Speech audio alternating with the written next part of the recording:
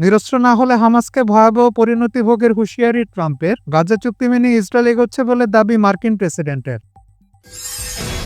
ইরানকে জাহান্নাম দেখানোর হুঁশিয়ারি ট্রাম্পের। পারমাণবিক কর্মসূচিতে সক্রিয় হলে আরও শক্তিশালী সামরিক হামলার হুমকি। সোমালিল্যান্ডকে ইসরায়েলের স্বীকৃতি ঘিরে রাশিয়ার করা হুঁশিয়ারি। সোমালিয়া সার্বভৌমত্ব আঞ্চলিক অখণ্ডতার পরিপন্থী বলে উদ্বেগ। নেতানিয়াহুর চিফ অব স্টাফের ফোন হ্যাকের দাবি। হানজালা গ্রুপের হাতে গোপন তথ্য। ইসরায়েলের রাজনৈতিক ও নিরাপত্তা মহলে তোলপাড়।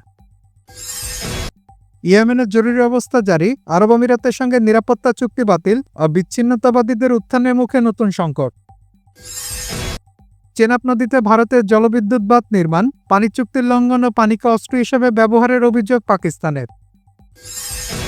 সন্ত্রাসবাদ রুখতে তুরস্কের একযোগে অভিযান। দেশজুড়ে আইএস সন্দেহে গ্রেপ্তার ৩৫৭ জন। ইয়ালোবায় পুলিশ ও জঙ্গি সংঘর্ষের পর তৎপরতা বৃদ্ধি। এবং পাক সেনাপ্রধান আসিম মুনিরের মেয়ের হাই প্রোফাইল গোপন বিয়ে।